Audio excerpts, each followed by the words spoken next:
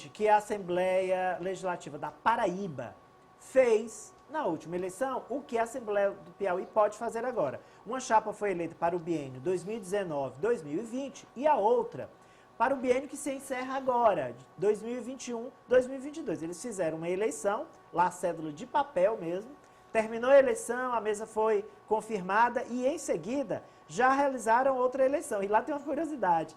A primeira chapa, viu, João, foi eleita, ok, uma chapa única. Para o segundo biênio, 2 chapas disputaram, veja só.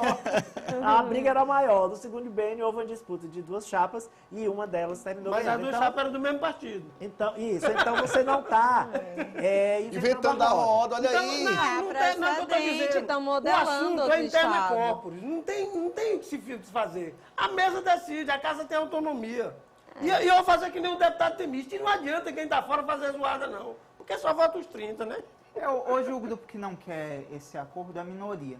Esse projeto passa-se na Assembleia Legislativa. Eu diria, inclusive, com facilidade. Concordo. Ananisa, aqui, eu estou me atualizando aqui. Em Brasília só tem um adversário hoje do Hélio para ele não virar ministro do Planejamento. Chama-se Renan Filho. Renan Filho, foi ex-governador lá Alagoas. De Alagoas. Só que no PMDB tem um racha. É governador ainda, né? Até o final do ano. Só que no PMDB tem um racha. Não, o Baleia o Rossi, presidente da Assembleia Legislativa assumiu lá em Alagoas, né? Sim. O grupo do Renan quer indicar o Renan Filho, claro, né? Só que o Renan Filho, o que se comenta é que ele não queria o planejamento, porque ele acredita que não vai ter a visibilidade que ele desejaria, que ele preferia o Ministério das Cidades. Outra opção para o Wellington Dias também seria o desenvolvimento social, que é um ministério cobiçado pela Simone Tebet. Isso. E eu estou aproveitando, inclusive, já para puxar aqui no tópico. Já, França, a gente mostra. Já a gente vai falar de Wellington Dias, ministro, e o França tem esse duelo com a Simone Tebet. A gente vai mostrar as chances de cada um de ser anunciado por Lula. Inclusive, nós temos já novidade do Ministério de Lula, novidade de hoje. João, tem novidade e o seguinte, o Centrão já pediu dele, viu?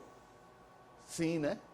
Vai ter, né? Claro que vai ter. Já viu o Centrão dar alguma coisa de graça pra agora, nós vamos mostrar a sessão de votação da PEC da transição. A PEC da transição também é notícia agora. PEC da transição em votação na Câmara dos Deputados. Temos as imagens aí, Júnior. A PEC da transição em votação na Câmara dos Deputados. Olha aí. Deputados analisam sugestão do novo. E, na verdade, o Gilmar Mendes acabou com essa PEC. O que não deve acontecer, né? Porque há um acordo. Quem fala agora é o deputado Aliel Machado, do PV do Paraná. Está, portanto, sendo discutida agora em plenário a PEC da transição, que deve ser votada ainda hoje. 5 minutos para cada deputado e 15 para a liderança, né? Defenderem suas posições, seus pontos de vista nessa tramitação. E tem um acordo. Que acordo é esse? Vamos mostrar para você agora por que a PEC deve ser aprovada ainda hoje e em que termos este acordo entre o próximo governo e os deputados na Câmara. Tem aí a cartela, Juliana, a cartela do acordo. O acordo é o seguinte, a validade de 1 ano. Começou como indeterminada, depois foi aprovada com 2 anos no Senado e agora os deputados baixam em acordo com o próximo governo validade de 1 ano. E os recursos, hein? 19,5 bilhões do orçamento secreto. E o Marcelo tinha deixado separado, né? Não vou mais poder ser orçamento secreto porque o STF vetou. Como é que fica? 50% para emendas individuais e 50% para emenda de bancada, a RP2. E o valor continua 155 bilhões, mais 21 bilhões extras. Portanto, com esse acordo, a PEC chega ao plenário hoje. Ananias, o efeito mais prático disso aí é que os deputados voltam a ficar na mão do governo. Por quê? É impositivo? É, mas tu executa quando quer. 50%. Tu é obrigado a executar aquela emenda, mas tu pode executar só em dezembro ou em novembro, tá entendendo? Mas tem que executar. Então, no orçamento secreto, não. Acaba pegar lá a sua senhazinha que ele já tinha, que o Arthur Lira controlava o sistema, e mandar na mesma hora. Ia direto. A Ia Câmara direto. com poderes do Executivo. E o senador Marcelo E as Castro... prisões devem começar em fevereiro, escute o que eu estou dizendo. E o senador Marcelo Castro falou sobre esse acordo. Vamos conferir? Fala Marcelo Castro. Metade será transformada em emendas individuais, impositivas. E a outra metade em RP2, ganhou, que entra na programação normal do governo, que naturalmente vai colocar nos ministérios da conveniência do futuro Não é governo. impositiva essa daí, Fecha aspas. RP2. Não, é execução determinada pelo Pelo governo orçamento ordinário. a dentro- partir dos a ministérios. partir da programação ministerial. Senador Marcelo Castro, relator do orçamento. E aí a gente tem dois personagens importantes nessa história. Arthur Lira, com esse acordo, sai fortalecido, sai enfraquecido, como sai o presidente da Câmara deste acordo. Depois, lembrando, da decisão do STF, que vetou o orçamento secreto, ele amarrou esse Porque tu acordo. não faz uma pergunta com o diferente, presidente pergunta. Lula. O Gilmar Mendes sai fortalecido? Olha, o Gostei, Arthur Lira... O Gilmar Viu, João? esvaziou, né, Ari? O Arthur Lira, ele sai do tamanho que ele deve ter. Porque ele estava se achando um presidente da República Era. e no governo Bolsonaro Ele agia era. como tal. E tinha dinheiro para isso. Agora, no governo Lula, ele vai ser o presidente da Câmara. Ele vai ficar no lugar que constitucionalmente cabe a ele. Ravena? Acho que é uma preocupação, não deixa de ser. Porque ele imaginou, como disse o Ari, que ele ia crescer numa projeção muito maior do que a esperada. Aí acontece uma modificação dessa que para ele não vai respingar de forma tão positiva, porque não deixa de ser uma chagas para os deputados, a questão do orçamento secreto e toda essa dependência do governo, e coloca ele numa situação muito complicada, mas, enfim, ele continua sendo a pessoa que ele está exercendo. Eu acho que é mais uma questão de imagem, é mais uma questão de imagem. De ótica, né? Francis?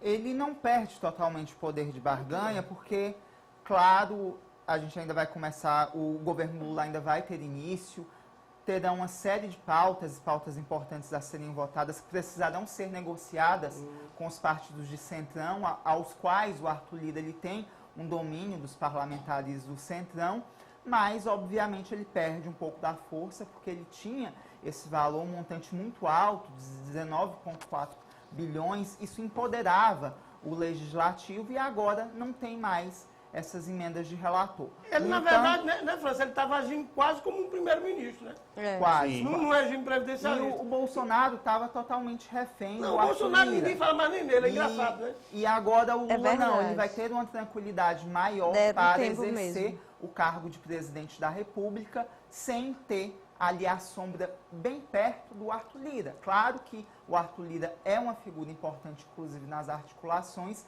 mas o Lula não será refém de Arthur Lira. Nanilo, você falou numa questão de como uma pessoa eleita anula um que tá no cargo, mas Sim. tem a eminência para. Quando você falou da eleição da Assembleia, Jová, na hora que ele elegeu o Enzo, de imediato o poder dele começou a se esvair. Ninguém cita mais o Jová como presidente da Câmara, não todos chamam de deputado já.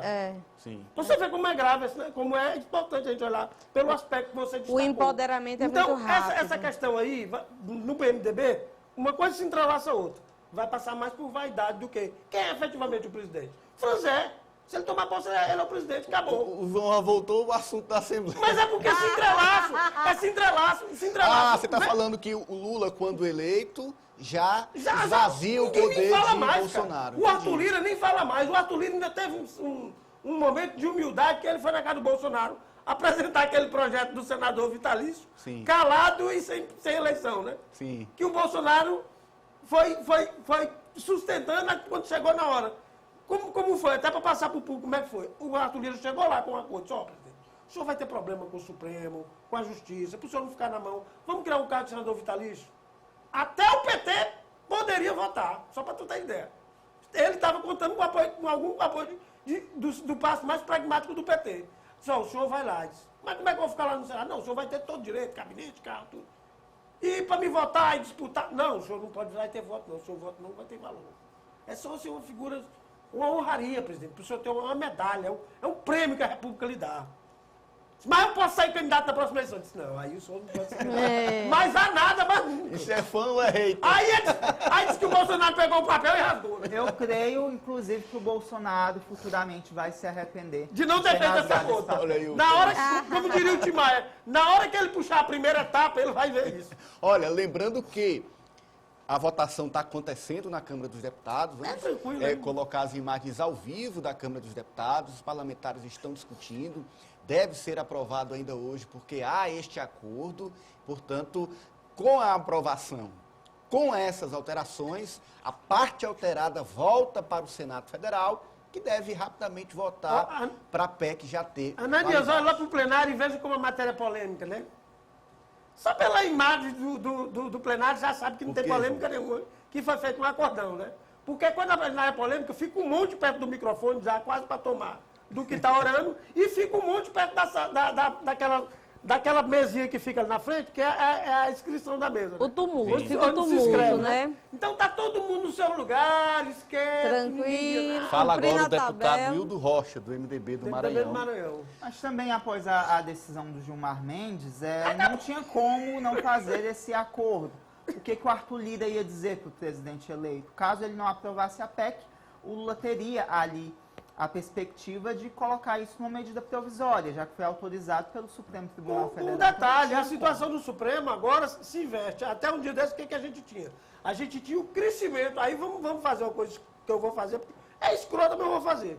Calma, João. Aí tinha a bancada do Bolsonaro, lá do Supremo, e tinha a bancada que votava com o Lula. João, Eu sei que é complicado falar João, disso. deixa só- Então, deixa o que acontece? A partir de agora, com o presidente, com a caneta na mão e as saídas lá do Supremo, quem passa a ter poder de ampliar a sua bancada é o Lula, cara. João, olha, a gente vai estar, nós estamos acompanhando a votação, qualquer novidade a gente mostra para você aqui no Ciência Política, e a cobertura você acompanha no portal meionorte.com e também no jornal meionorte.com, cobertura completa dessa votação importante para o país, a PEC da transição na pauta. A expectativa é que seja aprovada ainda na noite de hoje. Mas voltando a falar de ministério, o futuro ministro da Casa Civil, Rui Costa, confirmou hoje que o presidente eleito Lula deve anunciar ainda nesta semana nomes de novos ministros do seu governo. Este anúncio está paralisado. Tem relação, claro, com a PEC da transição E com que o nós Centrão. acabamos de mostrar. Com o Centrão, arremata João Carvalho. Porque um anúncio agora, em larga escala, poderia prejudicar as negociações no Congresso. Então, o governo quer a aprovação da PEC e nessa semana ainda deve confirmar novos nomes. É o que aponta Rui Costa. Mas nós vamos trazer os nomes que já estão confirmados.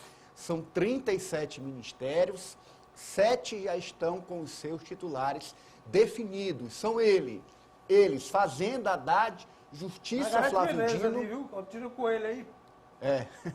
Casa Civil, Rui Costa. Cultura, Margarete Menezes. Margarete Coelho é a deputada piauiense. Que essa daí no governo Lula não pega nem direito. Margarete Menezes. Defesa, José Múcio. Relações Exteriores, Mauro Vieira. E Educação, Camilo Santana. O mais novo nome confirmado, Camilo Santana na Educação, Ari Carvalho. Olha, nós somos do recheio do sanduíche, né? Tem o Maranhão, o Piauí, tem o Ceará, o Piauí Todo e o mundo já Maranhão. pegou, só não é nós. Flávio Dino com a Justiça, Camilo Santana agora com a Educação. Aliás, foi muito bem recebido o nome dele, viu?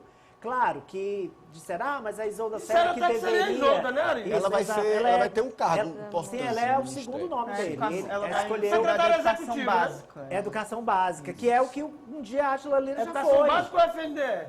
Na Educação Básica. Educação Um dia, básica. Não vou aliás, defender. Átila Lira já foi diretor do Ministério da Educação nessa área, né? Uma das principais diretorias. Bem, o Camilo muito elogiado, porque ele é gestor e lá no Ceará ele conseguiu unir ali todas as pontas políticas. Então, alguém com capacidade de gestão. Coisa agregar, que né? no governo Bolsonaro nenhum ministro da Educação teve esse perfil. Ali foi um show de horrores, na verdade, que o MEC viu nos últimos 4 anos. Embora tenham dito, mas a Isolda poderia ser ministra.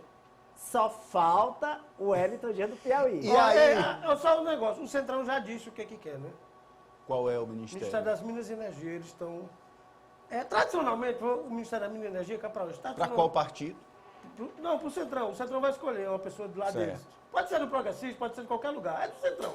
Não só sobre aí o Camilo Santana e a Isolda Sela, isso acaba de vez com o Ciro Gomes lá no Ceará, porque dá uma projeção ainda maior para o Camilo Santana, que já foi eleito senador, e para a Isolda Sela também, que era cotada e assume um cargo importante no Ministério. Então, para o Ciro Gomes no Ceará, praticamente acabou agora. E diferentemente da PMDBista, da Tebet, o Ciro não tem perspectiva nenhuma, porque o Ciro só se tranca nela, né? É a Simone Tebet, que mergulhou um pouco, né? Mergulhou, mas Depois ela deve ser chamada. Eu de conversava ter- com um de- deputado. não, deve ser. Ela deve ser chamada, Também até acho. porque o governo teme que ela se transforme numa vítima por conta dessa não chamada e por conta também do bom desempenho dela na eleição. Vamos falar a verdade. foi Deve, bom mas o núcleo de anúncios aí do Nordeste tá faltando o Piauí para completar Pois o é esse círculo. ponto que nós chegamos Não, meu amigo, com se a ele. gente levar um balão aqui, a gente vai ver o esculhambagismo. É esse ponto que nós chegamos. Com E eu o Francis acredito que Teixeira. eu seja acho- nesses o que eu acho que próximos não de era pra agora. ser Acho que deixa- Tebet deixa será, só- inclusive, anunciada depois de O Wellington. Francis trazer o destaque dele, que tem o